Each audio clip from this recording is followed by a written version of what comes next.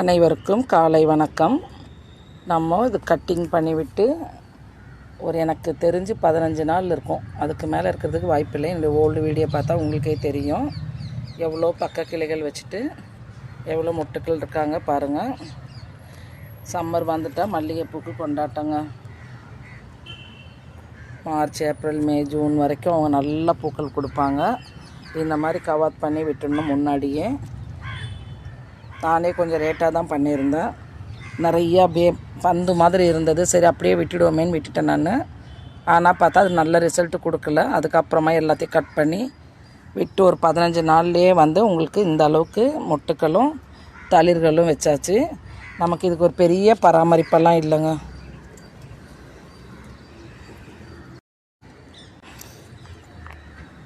இது முல்லை மல்லி. இவங்க பாருங்கள் அப்படியே லேயர் மாதிரி வந்துகிட்டே இருக்காங்க. செடி வாங்கின நாள்லேருந்து ஓய்வே கொடுக்கலங்க இவங்க. இதெல்லாம் டெய்லி பூக்கள் மாதிரி, இது சீசன் பூக்கள் மாதிரி எனக்கு தெரியல. ஏன்னா நான் வாங்கி வச்சப்போ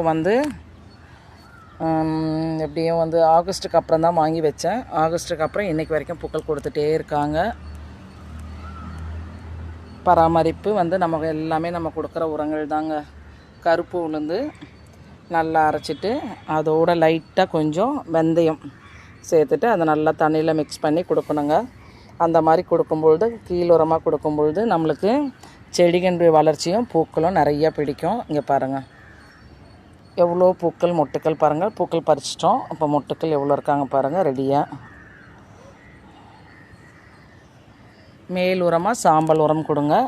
உங்களுக்கு சாம்பல் கிடைக்கலன்ற பட்சத்தில் நீங்கள் மேல் உரமாக நம்ம அதே கருப்பு உளுந்தை பவுட்ரு பண்ணி நல்லா காய வச்சு பவுட்ரு பண்ணி அதில் கொஞ்சம் எறும்பு பவுட்ரு மிக்ஸ் பண்ணி கொடுங்க. அப்படி கொடுக்கும்பொழுது செடியுடைய வளர்ச்சியும் நல்லாயிருக்கும், பூச்சி தாக்குதல் இல்லாமல் இருக்கும். நம்ம மாவு பூச்செல்லாம் எறும்புங்க மூலியமாக தான் கொண்டு வருவாங்க, அந்த தாக்குதல் இருக்காது. நீங்கள் இதை ட்ரை பண்ணுங்கள். உங்களுக்கு எவ்வளோ ரிசல்ட்டு கிடைக்குதுன்னு நீங்களே சொல்வீங்க. அசூர வளர்ச்சின்னு சொல்கிற மாதிரி அசூர மல்லிகை வளர்ச்சின்னு சொல்லலாம். அப்படியே இருவாச்சுங்க. இருவாச்சு. இது செகண்ட் டைம் பூ பூத்துருக்காங்க. நான் ஃபஸ்ட் டைம் வாங்கி வச்ச உடனே பூக்கள் பூத்தாங்க. அப்படியே இது செகண்ட் டைம். அவங்களும் நிறையா மொட்டுக்கள் வந்துட்டாங்க. இனி பூக்கள் கொடுப்பாங்க அவங்க. அப்படியே முல்லை மல்லியில் இது 2வது மல்லிங்க. இது இவங்க சைஸ் காம்பு குட்டியாக இருப்பாங்க. ஆனால் பூக்கள் இவங்களும் அப்படியே பஞ்சாக தான் கொடுப்பாங்க, நிறைய கொடுப்பாங்க. இவங்களும் சீஸ்னல் ஃப்ளவர் இல்லைங்க. நான் வாங்கி வச்ச நாள் முதல்ல இன்றைக்கி வரைக்கும் பூக்கள் கொடுத்துட்டே தான் இருக்காங்க. அதே மாதிரி இது நித்திய மல்லி. இந்த நித்திய மல்லி செடி நல்லா பெருசாக வராங்க. மொட்டுக்கள் நிறைய வச்சுட்டாங்க. ஆனால் இன்னும் பூக்கள் கொடுக்கல.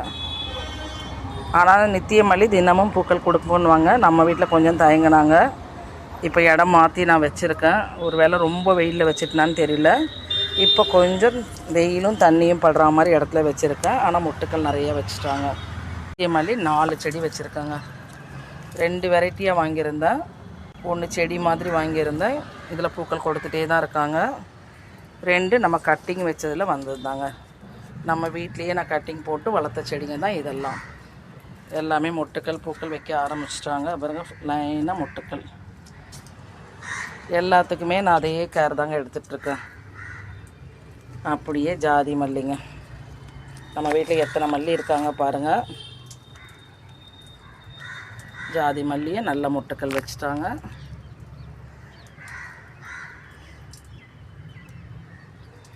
அடுத்து காகரட்டான்னு 2 செடி வச்சுருக்கேன் நான்.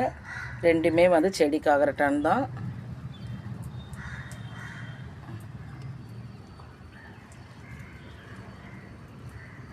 ஒரு சின்ன செடியில் எவ்வளோ பூக்கள் பாருங்கள். ஒரு கிளையில் கூட பூக்கள் இல்லாமல் இல்லைங்க. அந்த அளவுக்கு ரிசல்ட்டு கொடுக்குற ஒரு காகரட்டான் இது. நம்ம இது 2 செடி வச்சாலே தலைக்கு போதுமான பூக்கள் டெய்லி கிடச்சிரும். அடுத்து குண்டு மல்லி. மல்லி வெரைட்டியில் நம்ம எத்தனை மல்லி வச்சுருக்கோம் பாருங்கள். அங்கே 3, 4, 5, 6, 7, 8, 9, 10, 11, 12 வச்சுருக்கோங்க. ஜாதி செடியோடு சேர்த்து 12 வச்சுருக்கோம். இது ஒரு காகரட்டான் செடி.